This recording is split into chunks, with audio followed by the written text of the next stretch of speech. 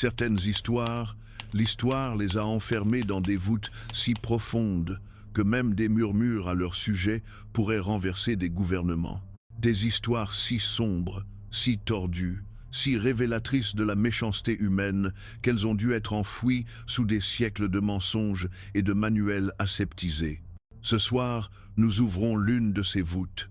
Et je vous préviens, ce que vous êtes sur le point d'entendre changera à jamais votre perception du pouvoir, votre compréhension du mal et votre définition de la justice. Voici la véritable histoire de ce qui s'est passé derrière les portes closes de la plantation la plus respectable de Charleston, où un maître et une maîtresse ont transformé des êtres humains en divertissements vivants, où deux hommes asservis ont été contraints à des actes si dégradants que la mort semblait une miséricorde, où l'amour est né en enfer même, et où la justice est finalement venue, gravée dans le sang et servie froide comme un hiver de Caroline. Avant de descendre ensemble dans cette obscurité, dites-moi, regardez-vous seul? Bien, c'est mieux ainsi. Car ce que vous êtes sur le point d'entendre n'est pas seulement de l'histoire, c'est un miroir qui reflète les monstres que nous sommes tous capables de devenir. Cliquez sur le bouton « J'aime » si vous êtes prêt pour la vérité sans filtre. Et abonnez-vous, car une fois que vous aurez entendu cette histoire, vous comprendrez pourquoi certains secrets exigent d'être révélés. L'année était 1847, Charleston, Caroline du Sud, où la mousse espagnole pendait comme des linceuls et la rivière Ashley charriait des navires gonflés de cargaisons humaines. La plantation Harland occupait un emplacement de premier choix, 200 acres de terre trempés de sang qui généraient plus de richesses que la plupart des petites nations. Mais la vraie fortune ne se faisait pas dans les champs. Elle se faisait dans la grande maison, après minuit, dans des pièces où les cris étaient étouffés par d'épais murs et des rideaux encore plus épais. Richard Harland n'était pas qu'un propriétaire d'esclaves. C'était un connaisseur de la souffrance, un collectionneur d'humiliation, un homme qui avait transformé la cruauté en forme d'art. À 53 ans, il possédait le genre de richesse qui achetait le silence, le genre de relation qui garantissait que les secrets restaient enfouis, et le genre d'appétit qui ferait rougir les démons. Mais le véritable chef-d'œuvre de Richard n'était ni sa plantation, ni sa fortune, c'était sa femme. Helena Harland avait épousé l'aristocratie esclavagiste à 19 ans, une belle de Charleston qui découvrit qu'être maîtresse d'une plantation signifiait plus que gérer des domestiques et organiser des fêtes. Cela signifiait exercer un pouvoir absolu sur des êtres humains. Et Helena avait développé un goût prononcé pour ce pouvoir. À 35 ans, elle avait perfectionné l'art de transformer la dégradation humaine en divertissement personnel. Là où son mari voyait de la propriété, elle voyait des jouets. Là où la société voyait l'esclavage comme une propriété, elle voyait des possibilités illimitées d'amusement cruel. Et sur cette plantation particulière, deux hommes asservis étaient sur le point de découvrir exactement à quoi ressemblaient ces possibilités. Elijah Williams mesurait 6 pieds de haut, avec des mains de charpentier et des yeux qui contenaient 32 ans de rage ravalée. Il fabriquait des meubles pour la famille Harland depuis ses 20 ans, créant de belles pièces qui décoraient des pièces où de belles personnes faisaient des choses laides. Chaque matin, il marchait de sa cabane à l'atelier, passant devant la maison principale où le mâle portait des robes de soie et se nommait « Civilisation ». Samuel Carter travaillait au champ, mais sa vraie valeur résidait ailleurs. À 28 ans, il possédait quelque chose qui avait attiré l'attention des deux Harland, une combinaison de beauté physique et de force psychologique qui le rendait parfait pour leur marque particulière de divertissement. Les deux hommes se connaissaient depuis des années, partageaient la fraternité particulière des personnes asservies qui survivaient en lisant le danger dans le sourire d'un maître, la mort dans le rire d'une maîtresse. Ils se comprenaient sans mots, communiquaient par des regards et des gestes, trouvaient de la solidarité dans leurs souffrances partagées. Ce qu'ils ne comprenaient pas, c'est qu'ils avaient été soigneusement sélectionnés, choisis, préparés pour quelque chose qui ferait passer le travail au champ pour le paradis. Cela commença, comme toujours, par une requête apparemment innocente. Elijah, la voix d'Helena, traversa l'air du matin comme du miel empoisonné. « J'ai besoin de toi dans la maison aujourd'hui. Il y a des meubles qui nécessitent ton attention. » La façon dont elle prononça « attention » fit frissonner la peau d'Elijah, mais le refus n'était pas une option. Il suivit sa robe de soie à travers des couloirs tapissés de portraits de Harlan morts, tous observant avec des yeux peints à l'huile qui semblaient approuver tout ce qui était sur le point d'arriver. « Le maître a des exigences spécifiques pour son bureau », continua Helena, le menant à l'étage vers des pièces où les esclaves n'étaient pas censés entrer. « Il apprécie de regarder le savoir-faire, surtout quand cela implique de la précision. » Elle ouvrit une porte pour révéler Richard Harland assis dans un fauteuil en cuir qui coûtait plus cher que la plupart des maisons, ses yeux portant la cruauté nonchalante d'un chat observant des souris dans un piège. « Ah, Williams, » dit Richard, sans prendre la peine de lever les yeux de son journal. « Ma femme me dit que vous avez des mains habiles. Je suis curieux de voir à quel point. » Ce qui arriva ensuite enterrait Elijah pour le reste de sa vie. Non seulement les actes eux-mêmes, mais la désinvolture avec laquelle ils étaient exigés, la précision clinique avec laquelle l'humiliation était administrée, l'approche scientifique visant à briser la dignité humaine. Il ne voulait pas seulement son corps, il voulait son âme. Il voulait le voir abandonner chaque parcelle de lui-même, une commande dégradante à la fois. Et quand Elijah pensa que cela ne pouvait pas empirer, Helena sourit et dit « Demain, amenez Samuel ». Le maître apprécie la variété dans son divertissement. Cette nuit-là, Elijah s'assit dans sa cabane et essaya de faire disparaître la sensation de leurs yeux sur sa peau. Mais le savon ne pouvait pas laver ce qu'il lui avait fait, ne pouvait pas nettoyer le souvenir d'avoir agi comme un animal dressé pendant qu'il regardait et riait et planifiait les amusements du lendemain. Comment avertir quelqu'un d'une horreur qu'il ne peut imaginer ? Comment préparer un ami à un mal si complet qu'il n'a pas de nom? Lorsque Samuel frappa à sa porte vers minuit, Elijah put à peine le regarder. Cet homme qui souriait encore malgré tout, qui trouvait de la joie dans les chants d'oiseaux moqueurs et partageait son pain quand il n'en avait pas à épargner. Cet homme qui était sur le point d'être livré en pâture à des monstres qui portaient des visages humains. « Ils te veulent demain », murmura Elijah. Samuel hocha la tête. Il s'y attendait.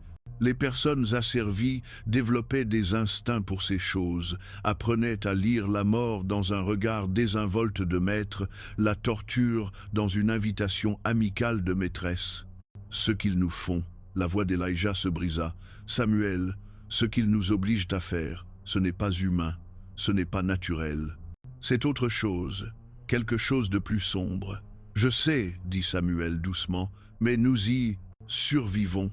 Nous survivons à tout ce qu'ils ont, et peut être un jour. » Il ne termina pas la phrase. Dans les plantations, l'espoir était plus dangereux que la rébellion. L'espoir pouvait vous tuer plus lentement. Mais cette nuit-là, alors que Charleston dormait et que la mousse espagnole se balançait dans l'air humide, quelque chose commença à grandir entre deux hommes asservis que Richard et Helena Harland n'auraient pas pu anticiper. Pas seulement de l'amitié, pas seulement de la solidarité, quelque chose qui deviendrait finalement leur destruction.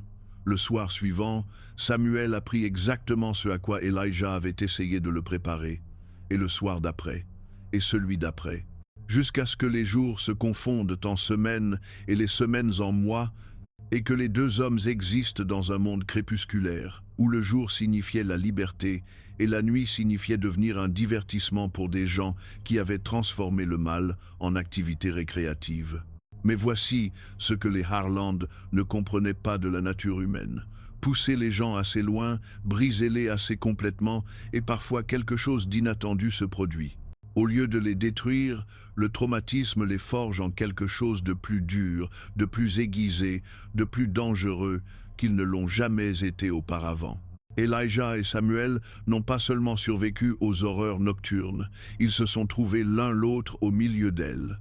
Dans des conversations murmurées pendant les actes forcés, dans des regards qui portaient des romans entiers de compréhension, dans des contacts tendres malgré qu'ils soient commandés. L'amour a grandi dans le sol le plus sombre imaginable, nourri par la douleur partagée et arrosé de larmes qui n'avaient nulle part ailleurs où aller. Les Harland pensaient qu'ils possédaient les corps de ces hommes. Ils n'avaient aucune idée qu'ils étaient en train de créer quelque chose qui posséderait leurs âmes. Mois après mois, les abus continuèrent. Les goûts de Richard devinrent plus élaborés, la cruauté d'Helena plus raffinée. Ils firent venir d'autres personnes asservies occasionnellement, transformant le tout en théâtre où les êtres humains étaient des accessoires et la dégradation le numéro principal. Mais ils revenaient toujours à Elijah et Samuel, leurs préférés, leur chef-d'œuvre d'humiliation contrôlée. Ce que les maîtres voyaient, c'était de la complaisance. Ce qu'ils ont manqué, c'était la communication silencieuse qui se produisait entre leurs victimes. La façon dont Elijah croisait le regard de Samuel pendant les pires moments et transmettait d'une manière ou d'une autre de la force. La façon dont Samuel trouvait de minuscules moyens de protéger Elijah, même en étant lui-même brutalisé. La façon dont deux hommes construisaient quelque chose d'incassable dans l'espace entre leurs traumatismes partagés. Et puis, vint la nuit qui changea tout. Helena buvait du vin cher dans des verres qui coûtaient plus cher que la vie des esclaves.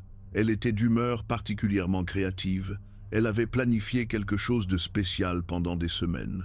Richard était assis sur son trône de cuir, anticipant l'enfer frais que sa femme avait concocté. « Ce soir, » annonça Helena, sa voix portant l'excitation de quelqu'un sur le point de révéler un chef-d'œuvre, « nous allons essayer quelque chose de nouveau.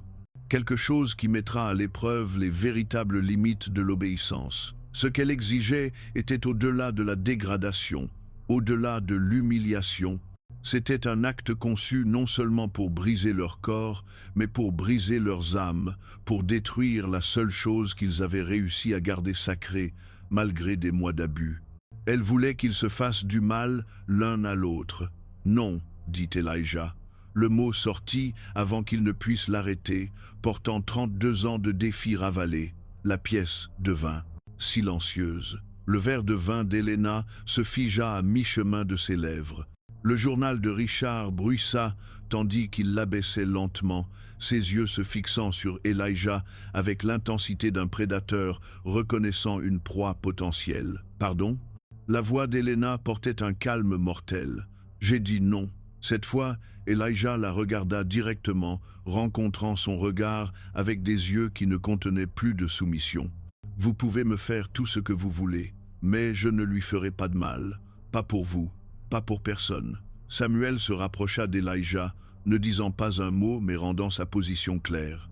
Deux hommes, unis dans le refus, debout dans une pièce où le refus signifiait la mort. Helena commença à rire.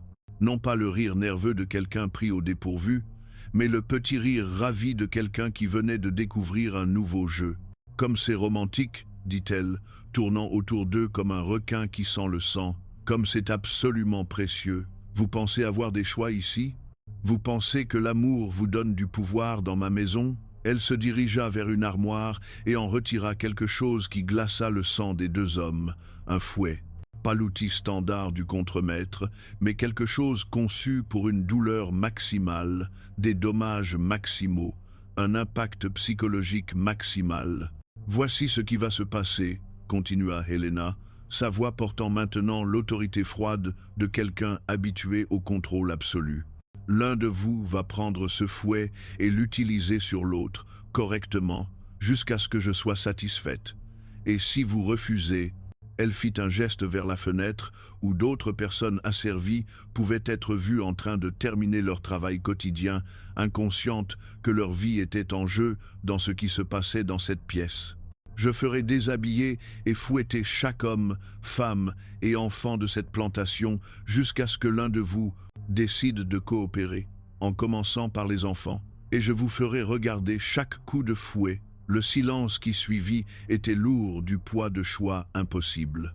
C'est ainsi que le vrai mal opérait, non par simple cruauté, mais en forçant de bonnes personnes à se rendre complices de leur propre destruction.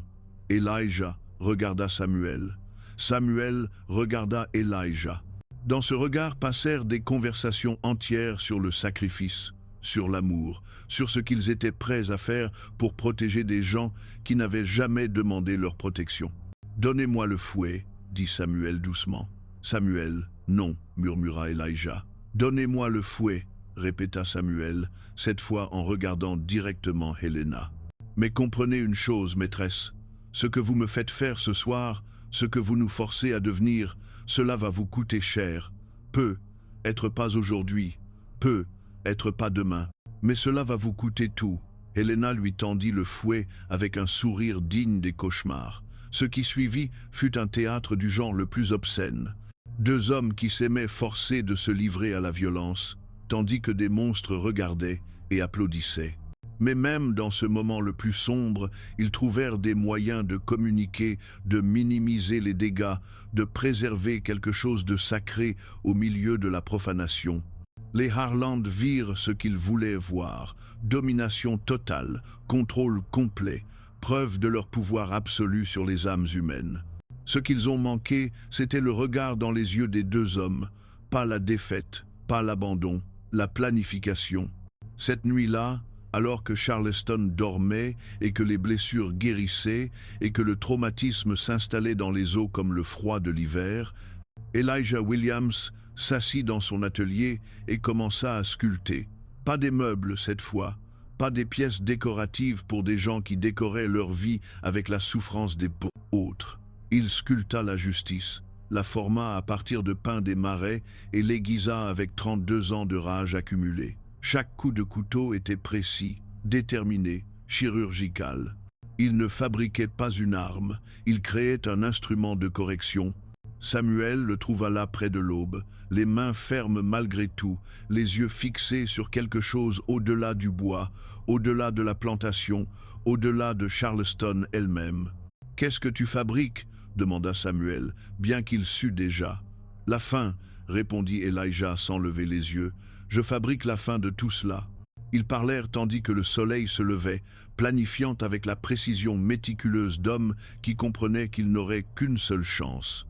Pas l'évasion. L'évasion était pour les gens qui croyaient encore au lendemain. Il s'agissait de justice. Il s'agissait de s'assurer que Richard et Helena Harland apprennent exactement ce qui se passait quand on transformait des êtres humains en divertissement. Le plan était simple dans son élégance, chirurgical dans sa précision. Il donnerait aux Harland exactement ce qu'ils voulaient, une dernière performance, une dernière nuit de divertissement. Mais cette fois, les rôles seraient différents. Cette fois, le public deviendrait le spectacle. 3 nuits plus tard, Helena les convoqua à nouveau. Elle aussi avait planifié, elle avait conçu ce qu'elle considérait comme son chef-d'œuvre de dégradation. Richard attendait dans son fauteuil, anticipant les nouvelles horreurs que sa femme avait conçues. « Ce soir, annonça Helena, nous allons célébrer 1 an de notre relation spéciale. J'ai quelque chose de vraiment spectaculaire de prévu. » Elle les conduisit dans une pièce qu'ils n'avaient jamais vue auparavant, spécialement préparée pour la célébration d'anniversaire tordue qu'elle avait en tête. Les bougies projetaient une lumière vacillante qui projetait des ombres, dansantes sur des murs tapissés d'instruments qui appartenaient à des chambres de torture médiévales. « Déshabillez-vous » ordonna-t-elle, s'installant sur une chaise à côté de celle de son mari, tous les deux, complètement. « Ce soir, nous allons explorer les limites absolues de l'endurance humaine. » Elijah et Samuel échangèrent un dernier regard. En lui passa tout ce qu'ils avaient besoin de communiquer, amour, pardon, résolution. Ils commencèrent à se déshabiller, mais quelque chose était différent cette fois. Leurs mouvements étaient trop déterminés, trop coordonnés. Helena le remarqua la première, la façon dont ils se positionnaient, la façon dont leurs mains bougeaient non seulement pour retirer leurs vêtements, mais pour récupérer quelque chose de caché, quelque chose qui captait la lumière des bougies et promettait un divertissement différent de celui qu'elle avait prévu. « Qu'est-ce que » commença-t-elle. La lame qu'Elijah avait sculptée bougea plus vite que la pensée, plus vite que le cri, plus vite que la réalisation que les prédateurs étaient devenus des proies. Les mots d'Helena se dissolurent en des sons qui n'étaient ni tout à fait humains, ni tout à fait animaux, mais quelque chose entre les deux. Richard essaya de se lever de son fauteuil, essaya d'atteindre des armes qui n'étaient pas là, essaya de comprendre comment la propriété était soudainement devenue bourreau. Mais Samuel était déjà en mouvement, portant sa propre justice, sculptée à partir de chutes d'atelier et affûtée par 32 ans de rage accumulée. Ce qui suivit n'était pas un meurtre. Le meurtre était trop simple, trop rapide, trop miséricordieux pour ce que Richard et Helena Harland avaient gagné par des mois de mal systématiques. C'était une éducation, c'était une démonstration. C'étaient deux hommes asservis enseignant à leurs propriétaires exactement ce que l'on ressentait à être impuissant, à être un divertissement, à se voir dépouillé de son humanité pièce par pièce pendant que d'autres regardaient, riaient et planifiaient les amusements du lendemain. Les cris qui résonnèrent dans cette pièce éclairée aux chandelles n'étaient pas seulement de la douleur, c'était de la reconnaissance. Richard et Helena Harland apprenaient ce qu'ils avaient enseigné, expérimentaient ce qu'ils avaient infligé, comprenant avec une clarté parfaite ce qui se passait lorsque les êtres humains étaient traités comme un divertissement. Mais Elijah et Samuel n'étaient pas des monstres. C'étaient des chirurgiens retirant un cancer du corps de Charleston avec une précision qui aurait impressionné les meilleurs médecins. Chaque coup était calculé, chaque moment d'agonie soigneusement mesuré, chaque supplication de miséricorde pesée contre des mois de supplication ignorées. Quand ce fut fini, quand la justice fut pleinement rendue et que les Harland durent payer avec leur propre monnaie d'humiliation et de douleur, la famille la plus en vue de Charleston gisait à jamais transformée d'une manière qu'aucune richesse ni aucun statut ne pouvait réparer. Elijah et Samuel ne coururent pas, ne se cachèrent pas, ne s'excusèrent pas. Ils sortirent simplement de cette maison des horreurs, dans la nuit humide de Charleston, ne portant rien d'autre que l'un l'autre et la satisfaction d'hommes qui avaient rééquilibré des comptes écrits dans le sang et les larmes. Ils disparurent dans le chemin de fer clandestin de la résistance qui coulait sous la surface de Charleston comme des rivières cachées, portés par des réseaux de personnes qui comprenaient que certains actes n'étaient pas des crimes, c'étaient des corrections. L'histoire officielle parlait de vols, de pirates, d'agitateurs extérieurs, tout sauf la vérité selon laquelle deux hommes asservis avaient transformé leur maître en victime, avaient prouvé que chaque hiérarchie pouvait être inversée, chaque structure de pouvoir renversée, chaque prédateur transformé en proie. Mais dans les quartiers, dans les espaces cachés où les esclaves se rassemblaient pour partager des vérités trop dangereuses pour la lumière du jour, la vraie histoire vivait. Deux hommes qui avaient trouvé l'amour en enfer même, deux hommes qui avaient refusé de laisser le mal rester impuni, deux hommes qui avaient sculpté la justice dans du bois de pin et l'avaient servi avec une précision chirurgicale. Leurs noms ne furent pas enregistrés dans les histoires officielles. Leur histoire n'apparut pas dans les journaux, ni dans les registres des tribunaux, ni dans les bibles de famille. Mais elle vécut dans des conversations murmurées, dans des chansons codées, dans les yeux de chaque esclave qui comprenait que la résistance prenait de nombreuses formes et que la justice ne venait pas toujours des tribunaux, des lois ou des gouvernements. Parfois, elle venait des mains de charpentiers qui savaient façonner plus que des meubles. Parfois, elle venait d'ouvriers agricoles qui comprenaient que l'amour était plus fort que la servitude. Parfois, elle venait de deux hommes qui refusaient de laisser les monstres rester des monstres. Des années plus tard, lorsque les soldats de l'Union défilèrent dans Charleston et que la structure juridique de l'esclavage s'effondra, les anciens rassemblaient les enfants autour des feux et leur racontaient la nuit où la justice visita la plantation Harland. À propos de deux hommes qui aimaient si complètement que lorsque le mal essaya de détruire cet amour, l'amour détruisit le mal à la place. « Que leur est-il arrivé ?» demandaient les enfants.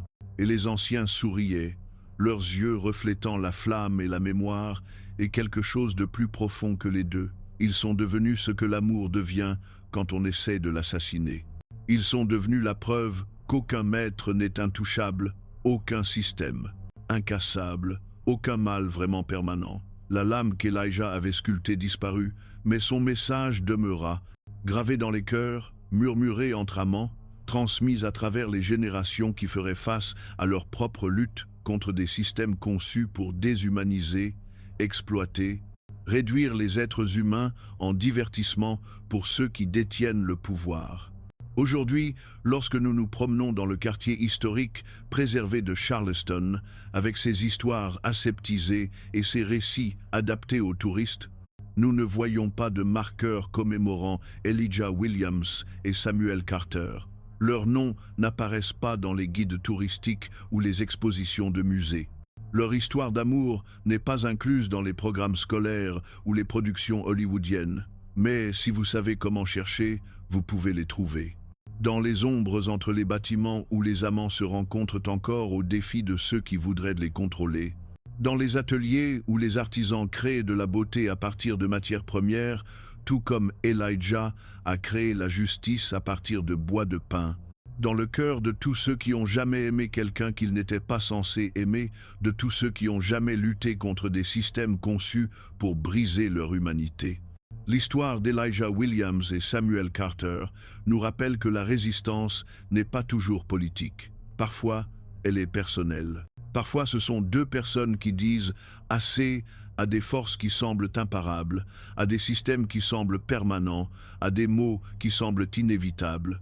Cliquez sur le bouton « J'aime » si cette histoire a gravé quelque chose dans votre cœur. Partagez-la si vous croyez que certaines vérités sont trop importantes pour être murmurées.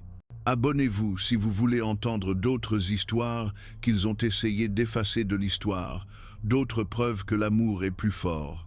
Que la haine, que la justice retardée n'est pas toujours une justice refusée, que tout système d'oppression porte en lui les graines de sa propre destruction.